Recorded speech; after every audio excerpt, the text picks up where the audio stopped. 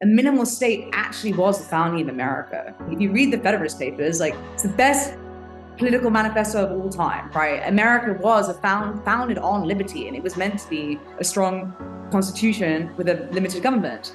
But the problem is that power always expands, right? So it's like, you can start with that, but the America that we have now doesn't look like anything the founding fathers wanted. Irony is I can't even open a bank account. I have one grandfathered American bank account and I can't open it anymore because I got flagged for using local Bitcoin. Lots of kids have that Elon Musk energy. And I think what ends up happening is that you go to these government-run schools that actually don't want the Elon Musk of this world. And you can see that by how the government is treating Elon Musk now. Everyone dies a martyr to the current level of scientific progress. I don't think this is something that people pick up enough. And this is why AI safety is ridiculous to me. There seems to be like this divide between ANCAPs and objectivists, where like ANCAPs think it's in principle possible for things like law enforcement, adjudication, and production even to happen on the free market, and objectivists like tend to disagree with that, and they say like you essentially need a government to handle those matters.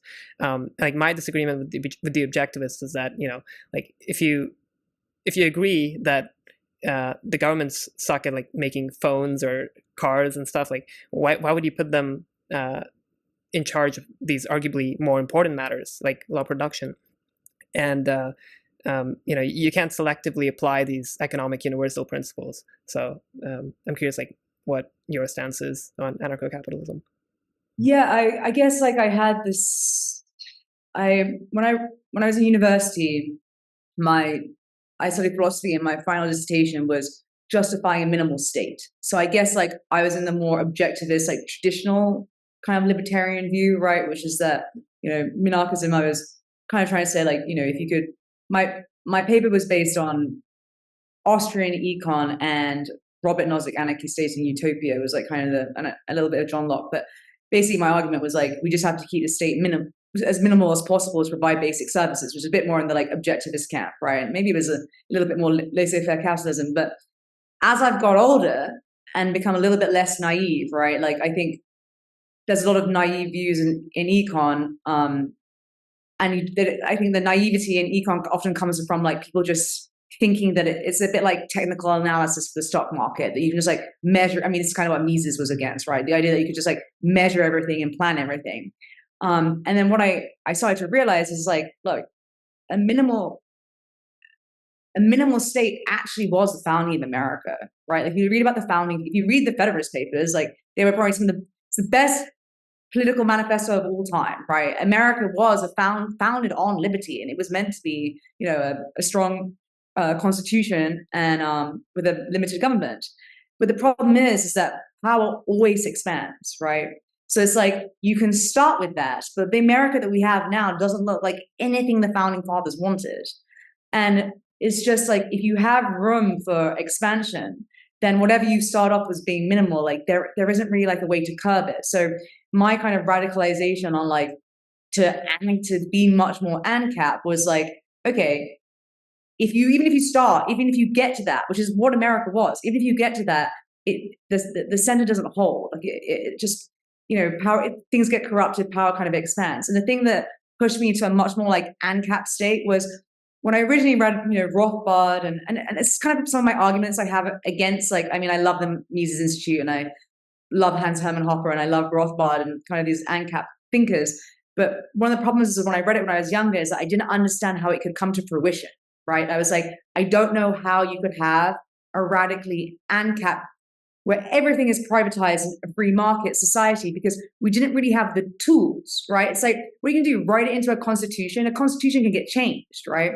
But then when crypto came along, I was like, okay, wait a second. This, like, Hans Hermann Hoppe is like, what we need is radical political decentralization. For him to not be pro-crypto in my mind is like such a, like, the fact that the Austrian school isn't like jumping on crypto, you have the ability now with technology to have very localized private markets and transparency in those systems, right? Like instead of relying on law, you can look at code, it can be transparent, it can be immutable, right? Which is what a constitution can't always be, right? But you can, if the founding fathers had immutable code, right, we'd look very different right now. So it's like, I think I was, you know, minimal state in my early 20s because I didn't understand how ANCAP kind of society could work. And now in my 30s, I'm like, wait, we have this technology to do very localized free markets. And it's crazy to me that actually that libertarian school of thought isn't jumping more onto crypto. So it's kind of like that's been my pipeline, right? Is realizing that now it's plausible, and sometimes in the past you have to kind of like think of theory within the limitations of like the constraints of the tools that you have at hand. But crypto really changed that for me, I think. Yeah. Why do you think people like Hoppe and other libertarians like don't accept crypto very easily? I don't buy the argument that like it's just because they're old or something. Like even Warren Buffett, like people like that, like when people say, oh, they're just old to understand crypto, I'm like, nah, that doesn't make any sense. Like just today I tweeted like how Thomas Sowell, like he's 94, he just turned 94 yesterday, and he's like, he wrote like a book just last year and published one, and he's so good. Like if you just see his interview from last year, he's talking better than the two people that were doing the presidential debate like just last week. So I don't think it's like an age related thing, but what do you think is the reason they're like against crypto? As I've been a donor to the Mises Institute for a long time, and Hopper is a fellow. I actually bought tickets to go to. He has a Society for Freedom and Prosperity. They have an event every September in Istanbul. In Turkey, and I was meant to go the last 2 years. So like, I actually asked directly why they weren't backing crypto, especially the Mises Institute, and they did pass on to me that like it is sometimes a bit of a generational thing in the case that like I will say like, and you probably know this too, like even within crypto right now, right? Like I tweeted the other day something like, what was my tweet? I said something like, someone had said like, I'll vote for anyone who will dismantle the administrative state. And I was like, you can't vote.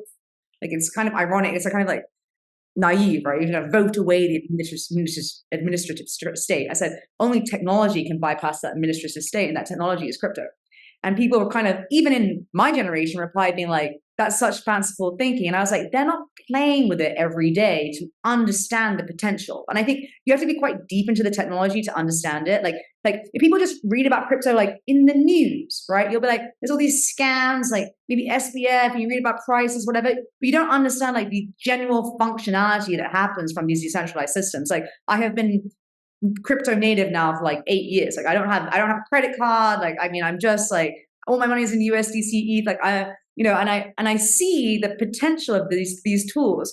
So I do think, and this is kind of what the Mises Institute did say to me, that some of it is slightly generational. And I do understand that a bit, because like you have to be actually looking at what's happening at the technology level, not just the price action level, which is kind of like the mainstream is like just looking at the price in the news. At the technology level, the potential of the tools, you'll see how radical crypto is as a tool set, right? So like basically but like bypass a lot of fiscal policy. Like it really does have the potential to do these things.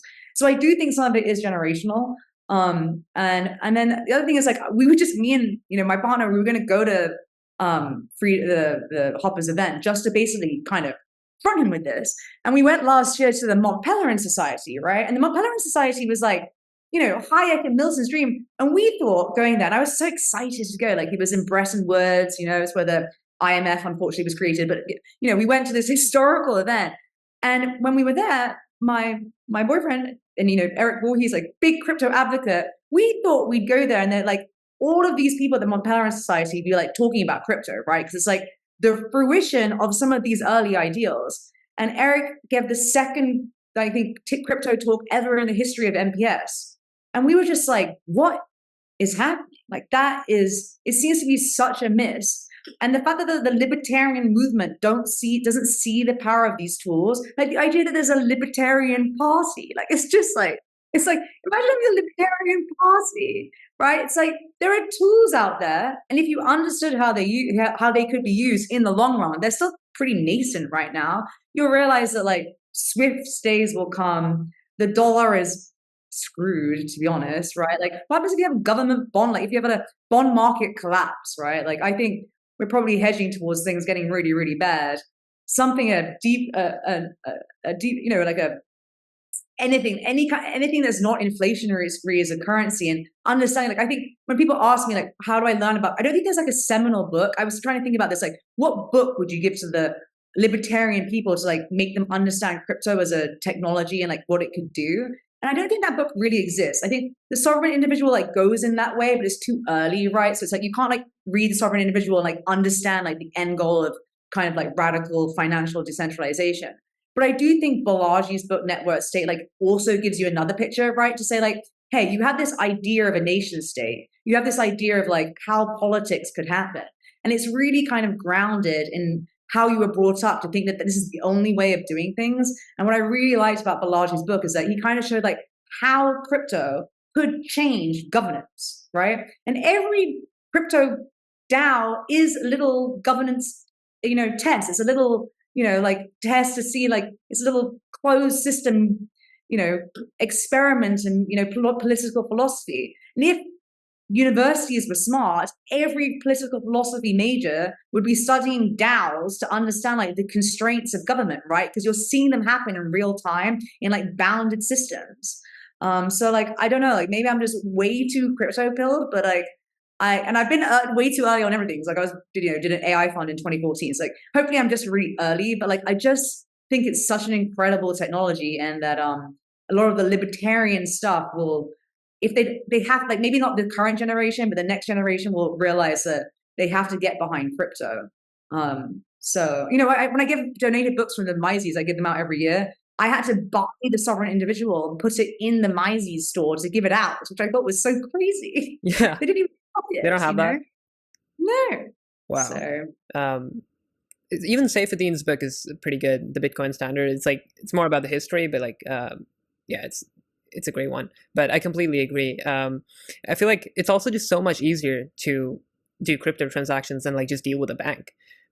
It's so permissionless. Like you can just like open a, you just buy a Ledger wallet and like just transfer funds so easily. And like, especially for me, like it's still hard in India because like they keep shutting down crypto exchanges. That's why I really want to move as well. Like one reason that I want to move, because it just sucks being there if you're into crypto. They're really discouraging cryptocurrencies there. But otherwise, it's just like it's just so much easier than dealing with the bank. Like when I automatically, when I turned a major recently, like I turned 18 years old, like I had to like do so much paperwork just to like reopen or like unfreeze my account, which just like sucked. I was like, well, why can't I just like transfer my money, like just use my funds like I used to? But with crypto, like you just don't have to deal with that. Yeah, totally. I mean, I can't even irony is I can't even open a bank account. I have one grandfathered American bank account, and I can't open it anymore because I got flagged for using local bitcoins, which is like, way before early exchanges. Like you had to like go meet people, send wires, and put your Bitcoin in escrow to sell it, right? And like I got flagged for some of those transactions, and there's like a checked record system that it gets flagged to you, and like now I just like actually can't open bank accounts. And I think the other thing is like, one, obviously the technology is better, right? Like I can send money to you very instantaneously. And we were just talking before we started recording, like my family has been in Istanbul for a long time, and they also ban crypto and Wikipedia and all of these things, right? And now when you land in Istanbul, every airport gate is actually sponsored by a crypto exchange, right? And I think, it's obviously a better technology than banks, but apart from that also, banks are immoral, right? Like they have caught oh wait, look, I love when this Zoom agrees. And I'm not to say this, like, it's not like everyone who works in TradFi is immoral. Like, I don't agree with that. But banks are private institutions. Like to imagine that they are is like absolutely ridiculous. They are so big and so powerful that but they are only that if they bend to the knee of the state, right? So like they are the economic front line of fiscal policy. And if you think that monetary policy and fiscal policy is, adversarial to individual rights of the citizens, which I do, then you realize that like banks and most of TradFi is like not working in our favor. Actually, it's like, well, you can see this from like 2008 and other crises. It's like, why do the banks get bailed out? Like this is, they're very close to the state, but like, which the things that banks are carrying out, and the kind of like the ideology that they're supporting, right, is overlooked a bit more. It's like, that's one of my arguments also. Like I did a talk last month at Consensus, and my talk was like, here's all crypto trying to win over TradFi, right? It's like, how do we get JP Morgan to use our chain? It's like, fuck JP, right? Like maybe I'm too radical on this stuff, but like these companies have massively hurt both industries and private institutions, but also like regular people, right? Like there's a lot of things going behind the doors. We know it. We read about it. It's in the news. You know what banks do. You know what people do with their money, right? Like most of the time they don't even have your money anyway in the account. That's why banks, end up like closing down. I remember Silicon Valley Bank, right? I think that's just one, and I think there's going to be many more like that to happen in the next few years, especially if Trump wins. They're probably going to let all the banks fall because like it'll just make him look bad. But I don't support TradFi. Like I'm in crypto because I want to create new, transparent, and fair systems. Like I actually want economic opportunity for all, which is not what TradFi is aligned to do. That's not what they're incentivized to do. Some areas of crypto, especially these like radical permissionless tools, like you're saying in India and Istanbul, like in Turkey and all these places, are giving people places where both the government and the banking and the TradFi stuff is so corrupt, new ways of having their value, their money less, like not devalued, right? Look at the lira in Turkey, right? Like it's completely screwed. So of course you want to put it in something like, crypto is volatile, but you can it's not like the volatile, you still have the agency to move things around. And I think crypto is giving people agency with their money, and TradFi isn't doing that. And I want people to have that power, and I believe that we should trust them with it. Like the nannying of the state to be like, banks need to do all this for you because like you're dumb and you don't know what you're doing. Like, I don't think that's necessarily true. So yeah, I'm just, not a fan of banks from a philosophical perspective. It's not even that they're just shitty. Yeah. In your Consensus talk, you were advocating for more boldness in crypto, and you were arguing that we should stop apologizing to all these people because we are the good guys, right? But why do you think the crypto community is so prone to apologizing and often forgets this? Well, I think still how society and status is kind of distributed is still in these old institutions, right? Like it's only recently in the last few years that you start to see even Ivy League schools being challenged, right? And I don't think most people are philosophically minded. I think there's probably a few nerds, right, who are we're in it for the philosophy. I think at the end of the day, most people just want power and status and recognition and sex, all of these kind of things. These are basic human drives. I'm not insulting it in any way. And that recognition and that stuff still comes from institutions, right?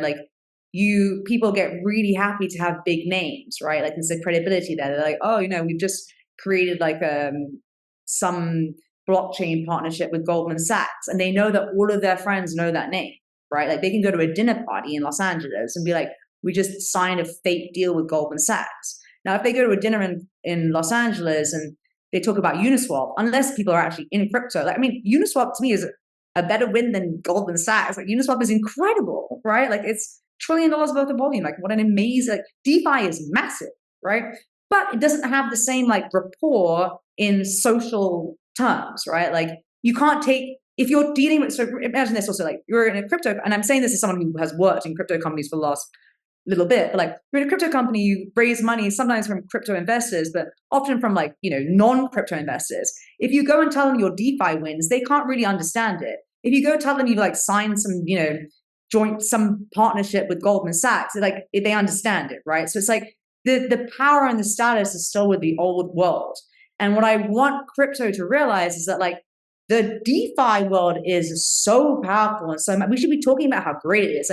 Uniswap is such an incredible example, really, of a whole new, a whole new way of thinking about finance, right? And we should be advocating, talking about these wins. I wish someone had done a film about the history. We need the social network, but for Uniswap, right? It's these names getting recognized. And I think the apologizing kind of comes from one, we get negative press because the press is tied to the state and the state is tied to banking. It's follow the dots, right? But also the wins that we have in crypto aren't celebrated enough because Wall Street Journal isn't going to write about how great Uniswap is, right? So I think there's many things going on, and I think eventually it will change, right? We just need many more things in DeFi to win. and more banking collapses to happen, which I think will also happen. That like maybe the things will change a little bit more. But yeah, I wish people in crypto were a bit more bolder to realize that like we are the good guys. We're trying to build transparent and fair rails that anybody can use, right? Like why should I not send money to someone in Iran, right? Like seems ridiculous. What do you think are the most fundamental elements of the ideal world that Ayn Rand envisions? We can talk about how to build such a world later, but what are the essential components that it needs to function? How can we create Atlantis? Well, meritocracy, I feel like I think I'm curious on your perspective, but I feel like most people haven't actually read Ayn Rand, right? So when they think of Ayn Rand or like objectivism, they're just like, it's selfish, me, like actually last night I was talking about with some friends who like, we haven't read Ayn Rand, but it's all about me. It's all about like, how I'm great. And I was like, I don't know, I think you should read it. Actually, it's like a love letter to meritocracy, right? And meritocracy is fair. Like the idea that meritocracy isn't fair is ridiculous. It actually allows for social mobility, right? It's like if you're talented in one thing, you should be able to rise up in that system. So I think the ideals that Rand kind of put forward that were so valuable is that one, like meritocracy is kind of beautiful, right? It allows unbelievable social mobility and it allows progress. Like actually innovation and progress depend on meritocracy. Like imagine if 30 years ago Elon Musk wasn't allowed to like get to the place that he was. They're just like, you know what, that guy is too good. We'll just put Riva in charge because she's like a woman. Like she should run Tesla. Like I'm telling you, like I shouldn't run those companies. Like so meritocracy is the backbone of innovation. It allows people, the innovators, or like the people who are, it doesn't have to be like, it's also the same for like ballet, right? Like the best ballerina should be performing, whether she's from, Iraq or America. Like meritocracy allows, like, as long as there's, not corruption at the base level, that everyone has the opportunity to enter a meritocratic system, which is a slight difference, right? It's like, you could say if you're born in a third world country, you have less ability to get into that. But I think the internet is a great equalizer for this, right? The internet allows talent to enter a meritocratic system in a way that's never ever happened before, because like you can find talent from all around the world via the internet.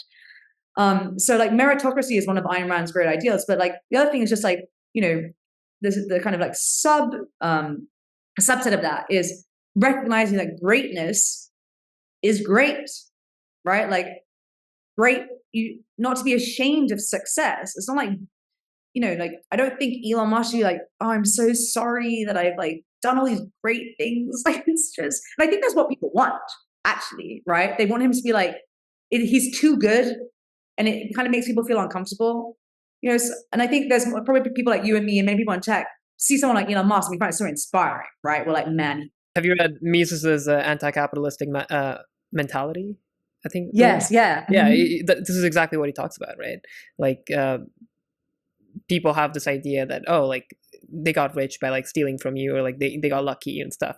But like, no, if you have the right explanation of like capitalism is this win-win system essentially, and that you and me look at Elon Musk like in a whole different way than like I don't know, like some socialist or communist, like they think like, no, he got rich like stealing, but like we think of him as like an inspiration, like we can get there and we can be great like him, right? And I was actually talking about Rand's novel with a friend, and like she told me that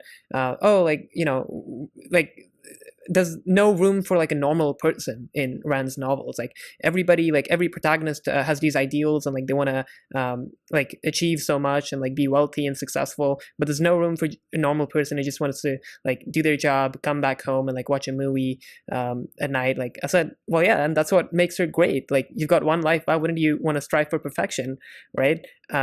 As I think you've said, like we should normalize being rich, hot, successful, and even immortal. Just to push back on your friend's comment, that there are kind of like non-John Galt characters in Ayn Rand's books, and the point is that they just, obviously the main ideal is to strive for greatness, and I think that speaks to a certain subset of people, maybe not to some others. But even the characters that don't do that, there's like artists too in Ayn Rand's novels. It's not like they're all industrialists, right? Like think about Richard Haley, right? He's a composer. But the point is like no matter what you do, right? And it doesn't have to be that you start like a steel mill or you start Golf Gulch, but whatever you do it nobly, right? And I think that's really her principle. You do it nobly, and you don't try and stop the other people who want to do those things, right? And I think that's kind of like, what does it mean to normal people? It's like, if you actually read Ayn Rand's book, she's not like hating on mass people. She's just saying there's a lot of kind of bitterness a lot of the time directed at these great people. There are many kind of smaller characters in Ayn Rand's novels who are just, kind of noble people who contribute, and they are recognized. Like, a very noble, like, okay, here's a great example. In The Fountainhead, Howard Rourke stops being an architect. And I mean, an architect isn't an Elon Musk's role, right? He's a great man as an architect, right? Which is it's not, again, he's not, taking over space. And at one point he becomes a laborer, right? Like, he's a laborer, and he's a very noble, hardworking laborer, right? And that's a working class job, but he takes it very seriously, and he sees the beauty in it of like doing a noble job. So it's like, I actually think there's a lot of room for everybody to understand Ayn Rand's books. And I mentioned like another example that was in Atlas Shrugged. Like, it was a smaller scene, but you remember that mother who like teaches her kids in like a Montessori kind of education in Atlantis. It was like a very short scene, so okay, you can miss past that. Yeah, but she was there, like, but it's exactly what he talked about. It's like nobility and like people not forcing your ideas onto anybody else, and like even taking children seriously, right? Which we can talk about. It's like, I don't know why there's like social stigma around like people looking at children, and like from your like documentary or film that you did on Albert, your friend, which I like watched more than a few times because it was like one of the best things I've seen in a while, and it was just so good. But like I feel like there's just a social stigma around like treating the elderly and like the very small, the very young as subjects rather than peers that you can have win-win relationships with.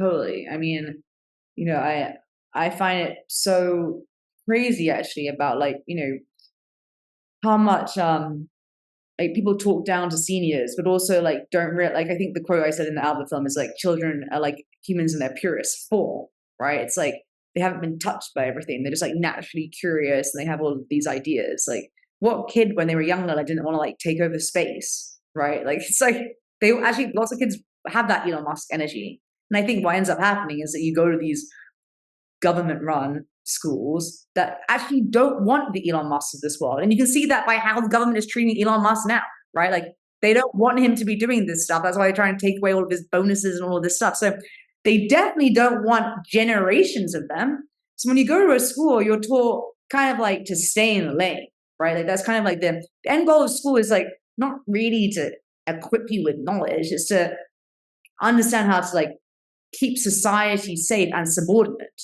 right? Like, you learn very young that like to respect authority. I don't think someone like, I think, there's a difference between disrespecting authority and over-respecting authority, right? But like, you could see like Elon Musk not going to be like, oh, NASA says we can't do this, like we're not going to do it. It's like, it's this ability like, I'm just going to try. And I don't think school kind of gives you that, because school kind of gives you that there are two boxes. There's like true and false, which is, again, a completely false dichotomy, because most things are gray. It's a gradient, right? It's like your teachers present things like, this is how the world works. And I hate that, because they don't know how the world works. The Department of Education doesn't know how the world works. They have a current working theory how a lot of these things work. And what would be amazing, if schools actually wanted to create amazing, great adults, they'd present the world as much more, open to interpretation, right? Like, according to the current levels of science, we think this, right? Like, we think this happened. Like, I remember one of the things that radicalized me at school, and I'd be curious what radicalized you to be so interesting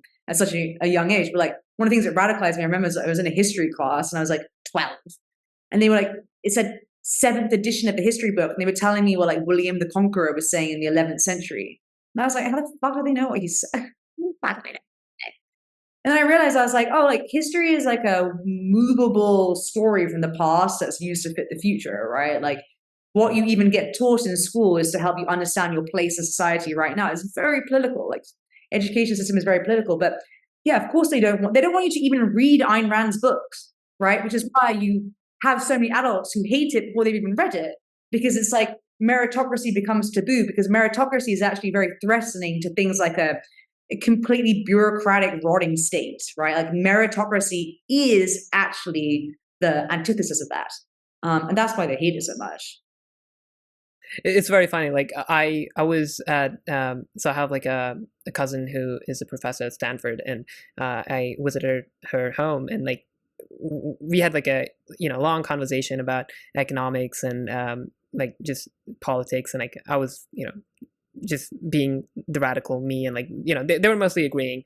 And then when I came back to their house, like they said like why don't you turn those two books that were like faced the other way so you couldn't read the title of it in like their giant bookshelf, and I turned them, and like they were The Fountainhead and the Atlas Shrugged. And I'm like why did you do that? Why would you turn them? It's like we get people over dinner, and like they're in California, of course, so it's like we just don't want to go through that conversation and like explain that book, right? Because it's just like taboo to even like have that book at home. And California is like something different, but it was just weird. That's so wild. I wrote a tweet once, I think it was like a month or two ago, where someone did a poll saying, if you read Atlas Shrugged and liked it, are you comfortable with people knowing that? It was something like this. And I quote retweeted it and said, if you read Ayn Rand and aren't comfortable with people knowing that, then you didn't understand her books at all, right? Like, the point is to have integrity in your beliefs, right? Like, I don't care if people don't like my beliefs. I can justify them, one, under like, debate. I can justify my arguments, but also I have an integrity, right? Like some level of like respect for those beliefs. Like if you read Ayn Rand and you liked her, but you're too embarrassed to tell people that you liked her, then I'm like, there's a core function of that text and that ideology that you didn't really grasp. So it makes me a little sad. But I do think the tides have turned a lot. But I do find it funny. Like I don't know if you've like read in any of the like because I was trying to turn Atlas Shrugged I've been trying to turn Atlas Shrugged into a TV show for many years at this point. But you go around and you like read people writing about Ayn Rand online, or like even the New York Times and stuff like this. And there was this amazing New York Times review where they weren't reviewing Atlas Shrugged, they were reviewing the movie of Atlas Shrugged that was done a while back, and they said like, we don't like Atlas Shrugged. We didn't actually finish the book. We only made it at the third of the way through. And I was like, what a self-own, it's like, I could actually, it's like 1,300 pages. Like maybe the New York Times writers just like, they don't have the patience to read it. Right? But like, how amazing to say like, hey, I didn't actually read it, but like I hate it, right? And I think Atlas Shrugged as a book has actually the first third test. I've seen this with my friends, right? The first third of the book is very dense, actually setting a story, and you have to have like a certain intellectual patience, I think, to get through the first third, to get to the philosophy and the interesting parts of the story, which are the second and third. I almost feel like she did it deliberately, right? It's like, do you have the intellectual patience to like get through a lot of information, right, at the beginning of this like fictional novel, to get to like when it starts to make sense? Only later in the book do you understand why she gave you so much detail in the beginning. So I even have friends, right, like very smart friends who are like, hey, I'm Riva, like I tried, but I didn't get past the first third. And I just think of it now as like this like objectivist like Turing test, right? Like, can you get through the first third of Atlas Shrugged? If not, you don't really deserve to read it, so it's fine.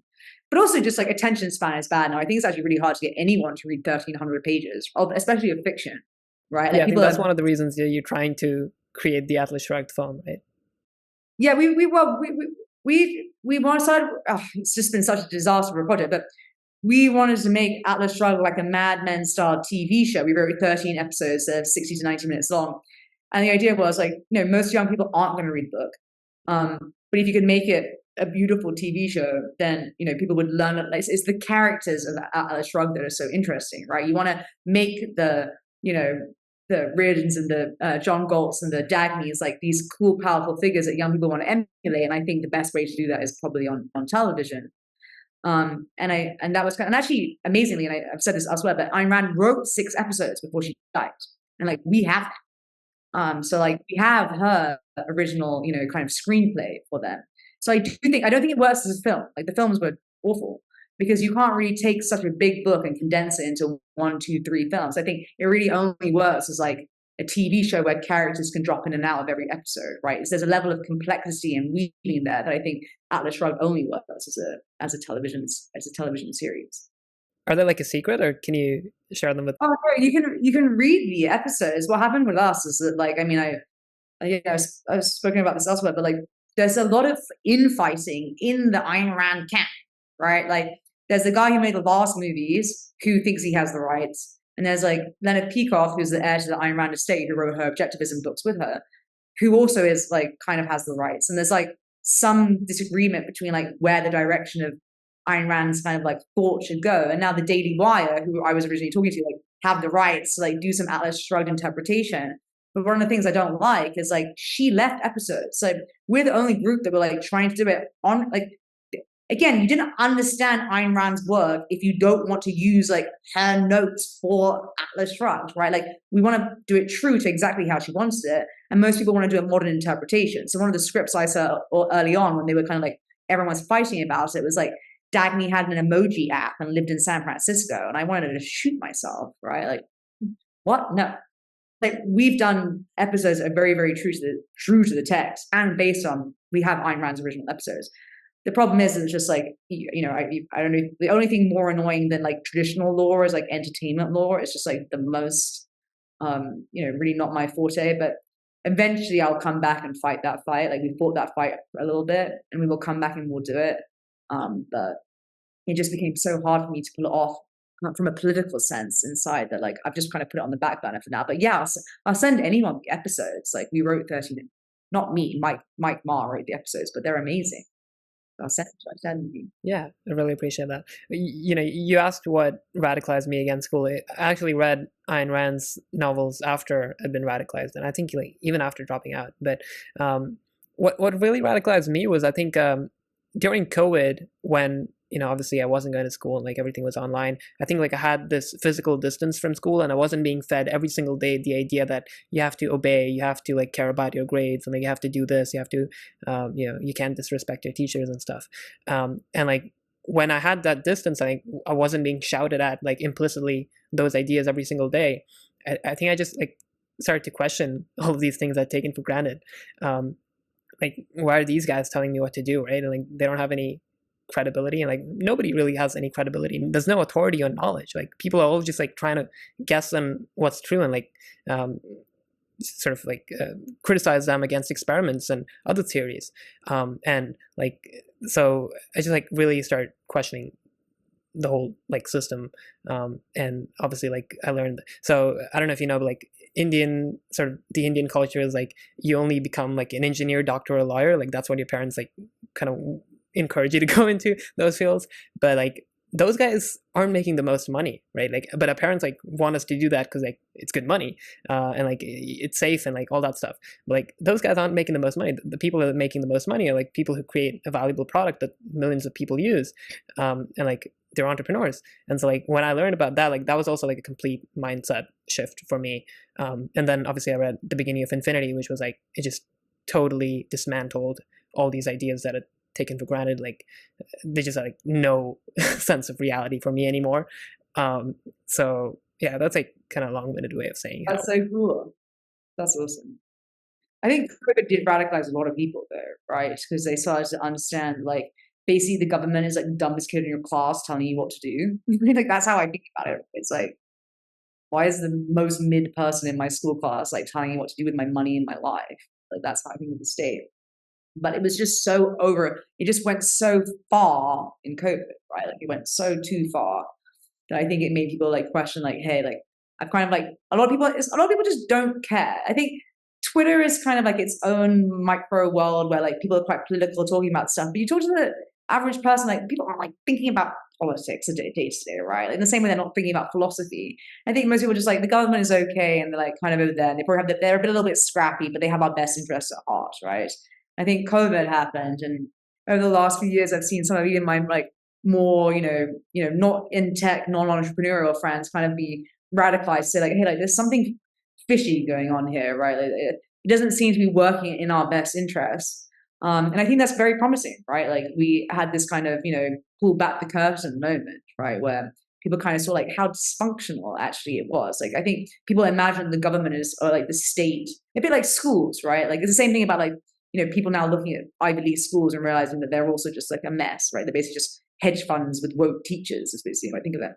But like the government too, I think, COVID kind of made people realize, it's like, wait, how can they like tell me if I can and can't leave my house? Like there's like, unconstitutional actions here. So people aren't paying like service to the founding principles of like countries, right? And they can violate that. But if we violate it, we go to jail, right? Like if we violate those rules, we go to jail.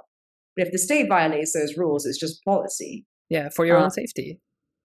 For your own safety, exactly. So I think I'm actually, maybe I'm just too much of an optimist, but I'm actually quite bullish for the next 10 years. I think, even just looking at the political dialogue of this election compared to the last two, right? Like you have a lot more, it's not so black and white anymore. Like in the last two elections, everyone was like, these are the good guys and these are the bad guys, which is ridiculous.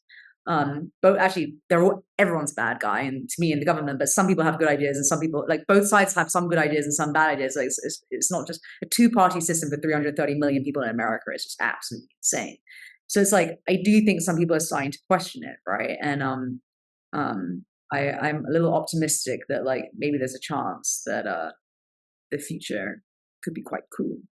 Yeah, I'm very optimistic as well. I mean,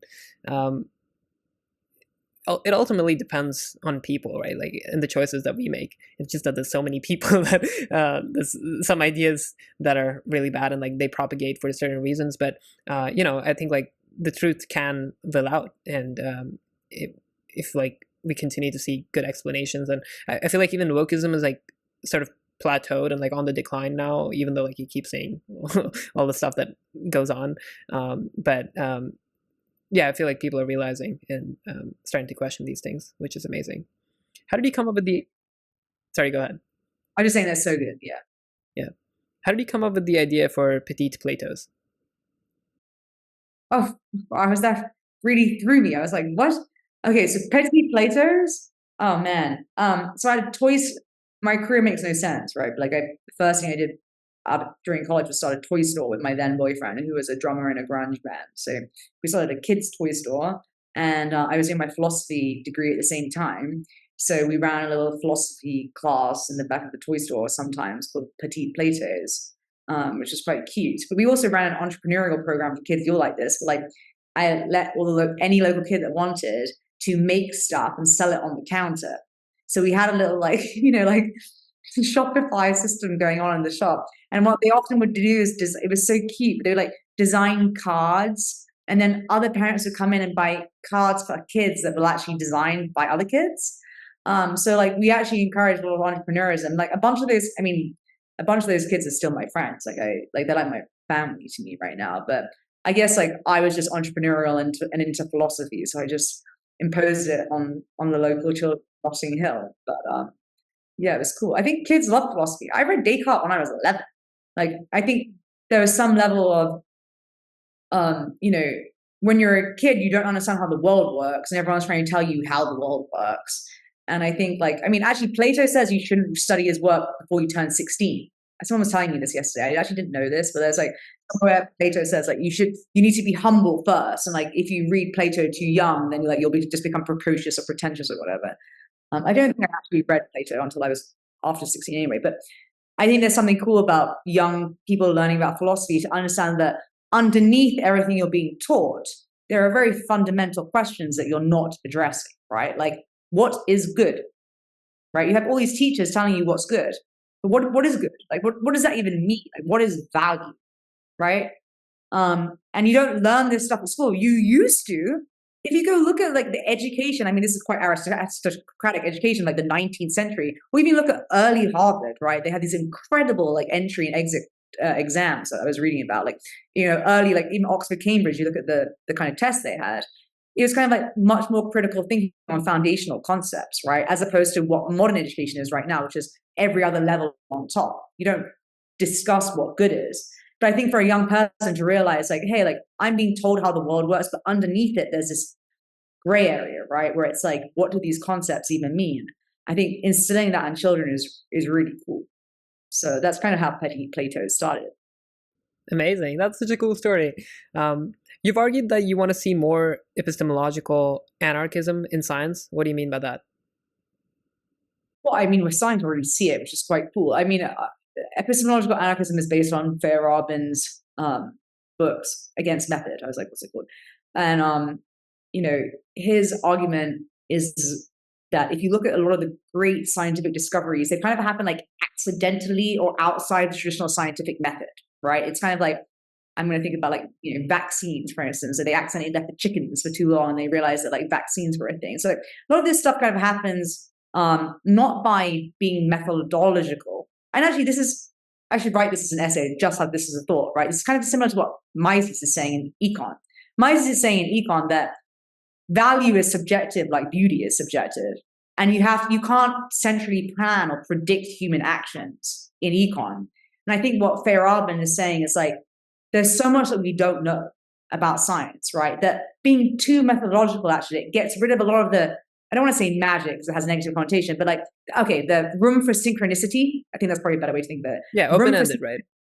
Yeah, an open-ended room, like a space for synchronicity to happen that often is like a discovery, right? Like it's because you allow for this space for concepts that you wouldn't naturally put together to happen, right? Which is why a lot of things happen by accident, because we have biases of like how we think the answer will come. And like, we don't even understand how the structure of what the fuck is dark matter, right? There's so many things we don't know. To go into it too methodological, right, is probably an error.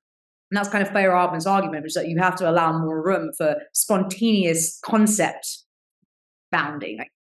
So I think it's quite cool. It's kind of like an anti-school kind of thing as well. It's just like, let people tinker, right? Like, let people tinker and figure things out. Like the kind of peer-reviewed academic system that we all just incrementally, what happened? Galileo couldn't be peer-reviewed, right? Like, there's your answer. I totally agree with that. Everything you said, except for the part where you said beauty is subjective. But to a degree, I actually do. I think there are, like, for instance, it's not like when everyone goes to the dentist, they don't ask like their teeth to go in different directions, right? Like there is objective beauty. Like there's flowers are beautiful. There's a symmetry. It's actually like mathematical elegance. I think powers a lot of beauty, right? Like you could actually reduce some beauty to math. Right, like you actually see it, right? There's something about the elegance of like well-designed organisms or art or anything like that. That like it's like the Carl Sagan thing, right? You see it in flowers, right? You can literally see it in a flower. There's a mathematical elegance there, but I do think on top of that, to some further degree, there is some element of like subjective beauty on top of that, right? Which is the same thing probably about econ, right? There's like objective econ. There's some things that are a little bit more objective, but a lot of it is also subjective. I definitely think like subjective tastes and preferences, they do exist, but you can be wrong about what you find beautiful as well. So it's like, it's not relativistic, right? Like, people, this is like obviously the whole philosophy of cultural relativism, which I think is really, really wrong. But like, just like, I don't think like so there's a counterpart of cultural relativism to subjective beauty as well. And I just think like, like people have preferences and like, humans can like find pretty much anything beautiful if like they have like certain ideas, and they can be wrong ideas, but yeah, like beauty at its core, like truth and like morality, I feel like I think it is objective and grounded in reality. I think that I agree at the core at some level, but I also feel like most people's preferences, they're not their natural preferences. They don't realize how much propaganda has come in even into ethics, right? Like, I brought this up many times on Twitter, but people should really read about the founding of modern art in America in the early 20s. Massively organized.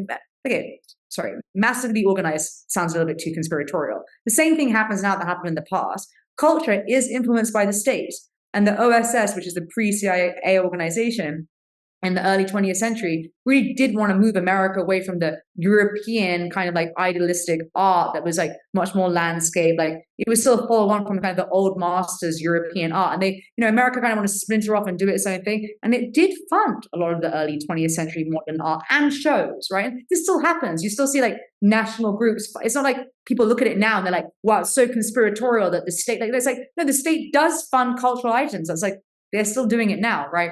But the direction that people push it in, like you can see in those early documents, they really wanted to move away from European art that was, much more kind of like highly skilled, I guess, and then into the, and it's not like I hate Jackson Pollock or stuff, but it was kind of like catalyzed by the state.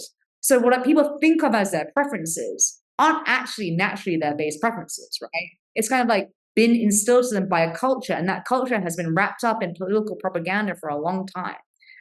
So like that's kind of like I feel so sad. It's like, how can you look at like a El Greco and then go into the SF moment, right? I went into the SF moment a few years ago, and there was literally just a white canvas that was white. There was nothing on it, and people were taking photos. Like, what the fuck? It's like so retarded that like I don't understand how people aren't like laughing at themselves. So I do believe in some level of objective beauty, but I also think people are just extremely naive that their preferences like aren't their own. Like, who's funding the SF moment, right? Like, go look into all that stuff. It's not just private institution. It's not just private institutions. A lot of money comes from like taxes in the states. So they just don't have any visibility. They think it's just like all their natural preferences. They don't like look introspect on it a little bit more. Yeah, and kids naturally question that, right? Like if they see like a white canvas, they'll be like, how the heck can you call that art? Like, what do you mean that's art? But going back to like your open-endedness and synchronicity stuff, I totally agree with. I'll be curious what do you think about this? But like, I feel like a lot of people that are working in AI and AI safety and all that stuff are like working on the wrong thing, and like people who want to like create AGI specifically. I feel like if we understood how consciousness worked, we could program it and like eventually create AGI, but I don't think we do right now. And I also don't think like a lot of people really understand the difference between AI and AGI. So they're almost opposites in a sense, right? Like AI is supposed to be obedient, and AGI, like a person, is supposed to be disobedient, right? It's like, it is a person by definition, I think. And I feel like what's needed is like a philosophical breakthrough rather than like just adding more compute power and stuff. Totally agree. I also think that what we mean by AGI has changed in the last in the last 50 years, right? Like, it wasn't, when you go on OpenAI's website, and like I have many friends at OpenAI, I'm not directly criticizing them. I think they've done unbelievable frontier research, but like, AGI now is just like, can do what a human does. And what they actually mean by this, like, can do what a human can do on the internet. Really, like I was thinking about it. It's like AGI now means what a human can do on the internet. And I don't think that's like what the Dartmouth conference meant in like 1956, right? They weren't just like, what someone can do on the internet is AGI. I think it was much more like, can we understand what intelligence is, right?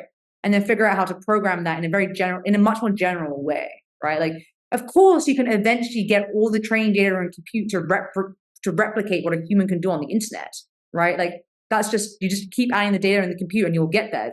That's a bounded problem.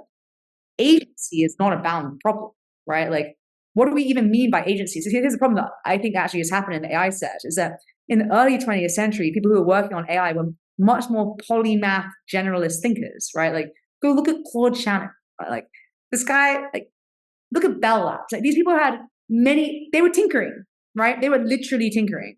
And they had kind of like a humility that there was big foundational questions, right? So like, go think about. And then you kind of look at like the people who go into the AI sector now, and they've come from that peer-reviewed world, right? Which is like, you incrementally innovate. So now the foundation of AI is we're just going to incrementally innovate, keep putting more tokens, like keep doing it until like we hit agency. And like, that is fucking ridiculous, right? Because it's almost like saying like, and this is why AI safety is ridiculous to me, because it's almost like, when you do your philosophy degree, and I kind of hated these questions so much, which is like, what time travel is paradox, right? Like, if you could allow for time travel, like you go back and kill your grandparents, like what do you do, right? And AI safety is kind of like this, like, if we solve agency, then what do we do? It's like, okay, well, we haven't solved time travel, and we haven't solved we don't have a definition of how agency works in practice. We know what it looks like, right?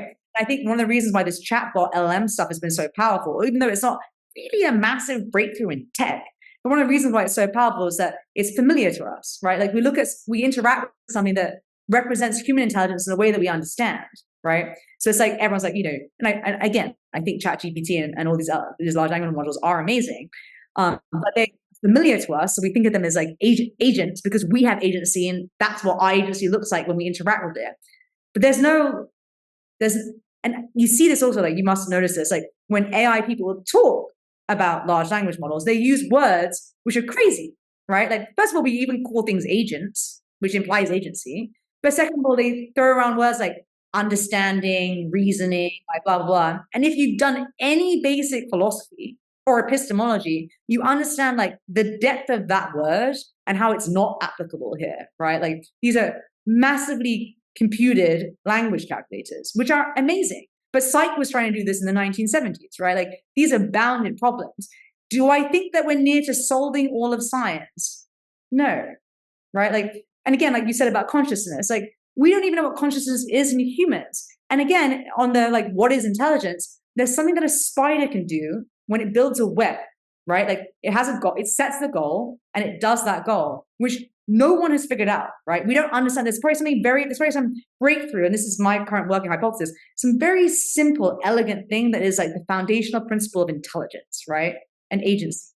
And I think the deep mind world kind of gets at this a bit more. Like they're thinking a bit more like broadly about this. And the Silicon Valley AI people have kind of like made this bounded thing of like, we just have to recreate what a human can do on the internet and like we'll solve everything. And I think that's wrong. Yeah, exactly. And as you pointed out, like humans are not bounded, right? We have agency. And I think more fundamentally, like we have creativity and we can create new knowledge, which an LLM can't. And there's like, it's just gonna like, you know, it can transform and like put that knowledge in like different ways, but it's just like spitting out knowledge that is already in the human pool of knowledge, and like they can't ever create like for deductive reasoning, right? And again, like if you look at scientific breakthroughs, they haven't always come from this deductive reasoning. It's come from things like this. What I'm talking about, the epistemological anarchism, things happening accidentally and spontaneous and etc. like this. That is not something that these models allow for so much. And people are working on these kind of things like reasoning and planning and all of this stuff. But it's like we keep making the things bigger and bigger and bigger and hoping that we get there. And I think there's probably some very simple breakthroughs that like we just haven't knocked on yet. And actually maybe the LLM side of AI is kind of like distracted us actually from really thinking about AGI in more principled sense. Like my money is still on DeepMind. Like they're like working on protein folding and like they're hiring all the neurosymbolic people and neurologists, like trying to understand, like look at even about the AI paradigms, right? Like reinforcement learning came from people looking at behaviorism and stuff like that. It's not just kind of going like, what do humans do? And like, how do we just like replicate that in like a, in like a language sense, right? Like there are other ways to think about intelligence, but we've just kind of focused on this like chat aspect for now, which I think is wrong. Switching gears a little bit, I was really moved by a piece you wrote about the death of your friend, which is titled An Epitaph for a Person I Loved, although it wasn't really an epitaph. I think, we ought to take it personally that all these people are dying and their experiences and the invaluable knowledge with them. And like not to mention the pain and the suffering that their family and friends need to go to, and I think like you pointed it out very well that this is a fight, right? And we must rage against the dying of the light, as Dylan Thomas said. So, what do you think about the current state of progress in longevity research, and how far do you think we're from making that optional? I kind of have a similar view on the longevity movement that I kind of have on the AI movement, which is that we get distracted all the time, right? Like, as much as, and I love Brian Johnson massively, but like, we can keep doing like the intervention kind of aspect, or we can kind of like understand aging as a concept, right? Which is again like understanding intelligence. Like the interventionism of the longevity movement, right, is a bit like the LLMs, right? You just like keep adding things and hope that you get there. But there's probably like we just have to understand the mechanisms of aging to understand like the direct, way to intercept that.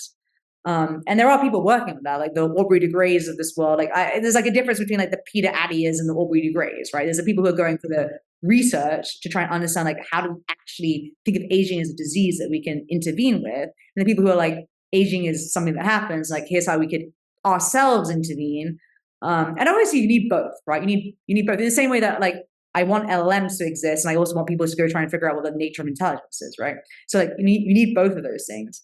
But I hope that more people, like, we don't get too distracted by the interventionism, the localized interventionism, and not on like the holy grail of trying to figure out like what is aging actually as a mechanism to intervene there. And, it keeps going through all these different cycles. I remember when I went to my first Aubrey de Grey conference, it's all about telomeres, right? Like it keeps changing and changing and all this stuff keeps going on. But eventually we will understand the mechanisms of aging. But I think in the same way that we can't cure cancer, I don't think it's because that these answers are so far-fetched. I think it's just because how we think about research is kind of it doesn't align to these big discoveries. It's, again, this incremental stuff, which is great for the interventionism, right? It's you can get rid of some senescent cells, do something like that. But these like big glory breakthroughs rely on some room for that spontaneity or the epistemological anarchism and the cross paradigms of different fields, right? Like you need different fields to interact with each other so that they can, there might be a concept over in, I don't know, battery technology that's like useful for aging. And maybe that's actually a strong point of like these kind of LLM stuff, is that you can take in all these different concepts and it might be able to like show you things that have similar roots that could be, interesting to like put together. But we're going to solve aging has always been like 20 years in the future for like every 20 years. It's always like within an investor's lifetime. It's like, give us money, what will happen in 20 years' time? So I don't know. I hope more people, but again, like when I went to my first SENS Aubrey de Grey conference, it was the same 100 people at every longevity conference.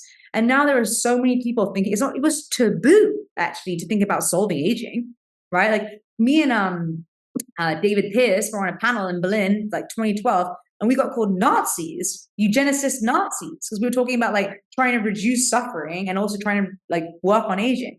And now it's like, it's as a field, it's been normalized, right? Like biogerontology is not a taboo field anymore. So, I'm really excited about like, new limits, like all of these companies that are coming around and like them themselves trying to work on the Holy Grail, but also inspiring all these young people also to realize that this is a question that we should go after. So I think we're at the beginning of what will be a very exciting time. And I hope it happens in a time that will serve us, basically. And if not, we'll just preserve ourselves and wait, I guess. Yeah. Have you signed up for it? I was alcohol when I was younger and I need to like re-sign, but I was also just like looking at Laura Deming's company and I was like, I think I need to spend some time researching like what the best thing is now, because the field has actually moved on a bunch in the last like 5-10 years, right? So yeah, I actually had Max Moore, who is like the CEO of Alcohol, for a bit on my podcast, and yeah, we had a fascinating conversation. So Max is great. Yeah. You once tweeted that, quote, solving aging is not equal to never dying, and conflating the two illustrates our deep-rooted cultural and historical assumptions about the nature of biology that one day may prove to be false. Can you expand on that? When was that tweet from? I think what I was trying to say was, at the time when people were very anti-groups thinking about aging as a disease, the conflated mistake people were making was they're like, if you were working on aging, it's because you're trying to be immortal. And I'm like, again, it's like the agency in AI or like, like all of these holy grails. It's like, it's not quite what we're saying. We're saying we want to increase human health span, right? It's like, do you want to be 100? Like, I was just reading before this actual podcast about, like euthanasia in Europe and couples doing it together and stuff, right?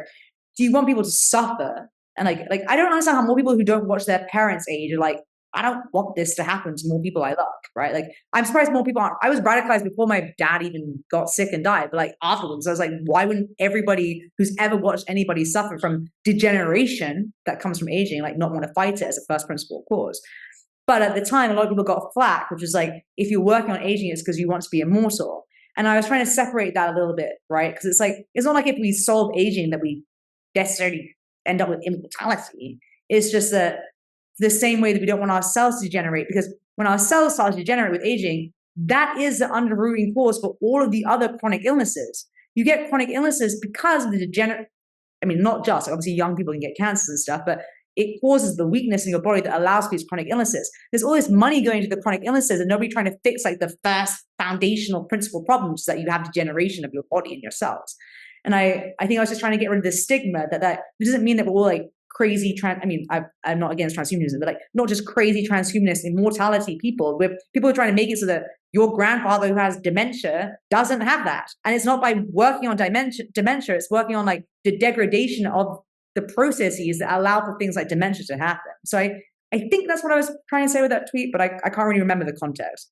Yeah, I think that's an easier way to explain this thing, but like it goes back to what we were talking about again about like greatness and Ayn Rand. Like people sort of just assume that we shouldn't strive for greatness, or like people calling you Nazi, like that's just like totally irrational. Like why wouldn't you want to cure human suffering? And like that causes so much suffering, not just for the person dying, but like their family and their friends. Everyone dies a martyr to the current level of scientific progress. I don't think this is something that people pick up enough, right? Like every person who dies because unless it's like an accident. But again, like accidents, like, okay, well, think about self-driving cars. Again, it's like always the level of progress and innovation that we're at.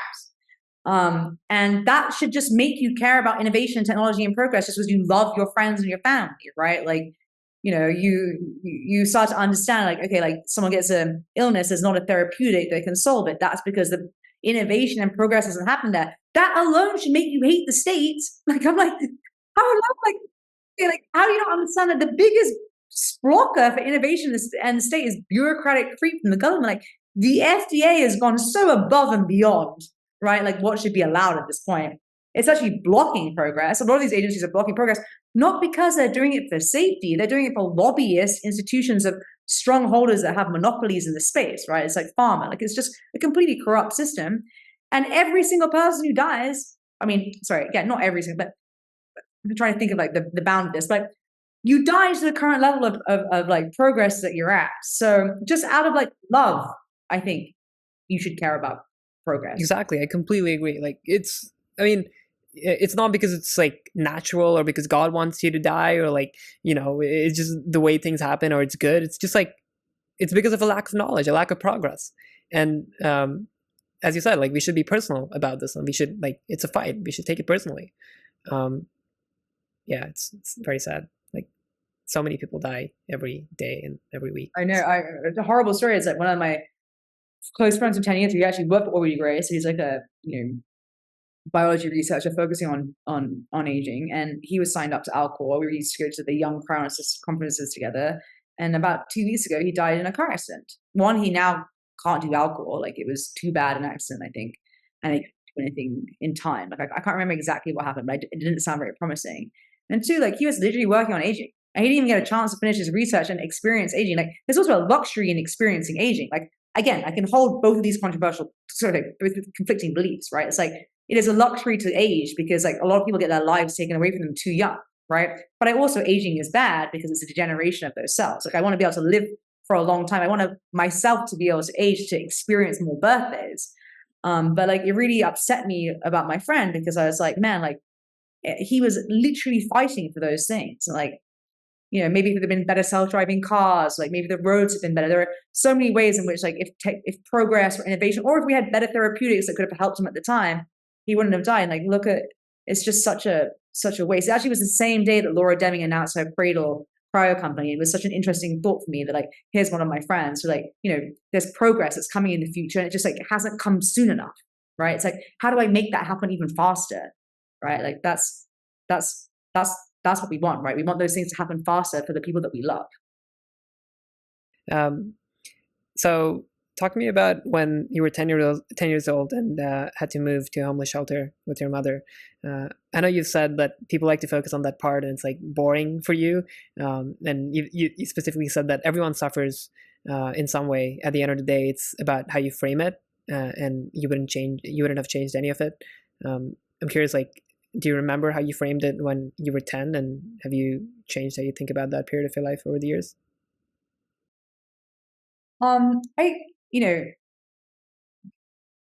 Regardless of wealth class, like everybody suffers in some way. I mean, some people have a bit more like objectively bad things kind of happen. But I will say, like, when I was 8 to 12, you don't really know what's normal and not, right? So like there's another, my mum, who is amazing and class is schizophrenic, but like now in my last 10 years I've kind of like changed my views on like how I think about the taxonomy of psychiatry.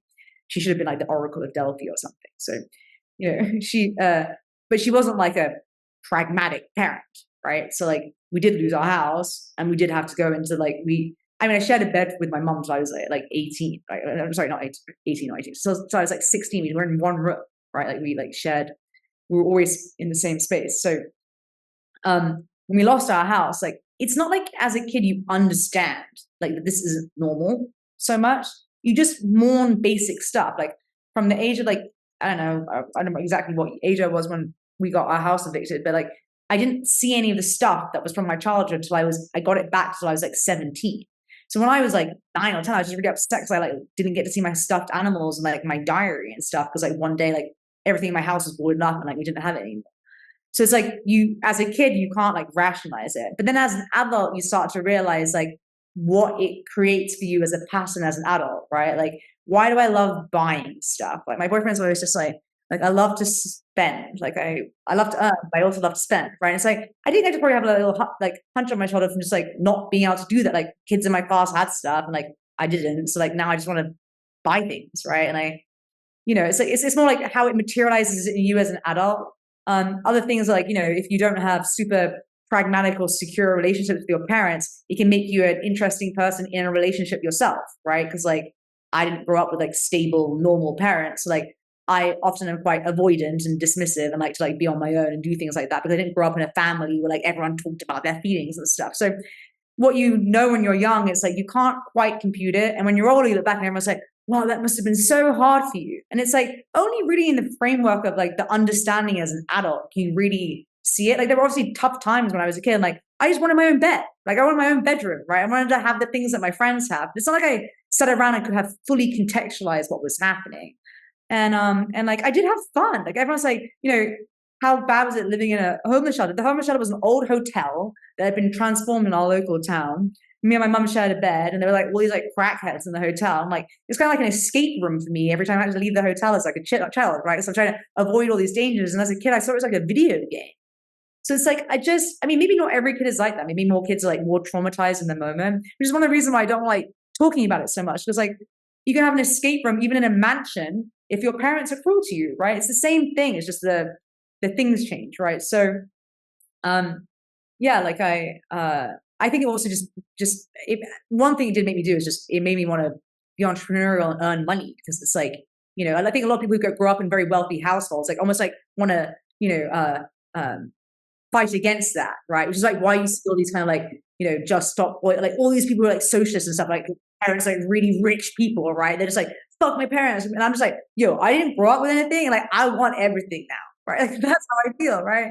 So I do think there is some value in that, not just in a materialistic way, but like in an ambition way, right? It's like I just want to not just acquire more things, but like I actually don't think being materialistic is bad. Like I like beautiful things. So it just creates different patterns in adults, like kind of like the specific paths you take as a child. And I think all of it is somewhat beautiful and creates for a dynamic society, right? So yeah, one line that really stuck with me from the film that you did for Praxis, called "Every Angel is Terrifying," was there is more opportunity out there than anyone wants you to believe, and I think that's just so true. Like we keep getting told, do this, don't do that, follow the rules, climb this traditional career ladder, but there's just so much more and better than we can do than what society wants us to do.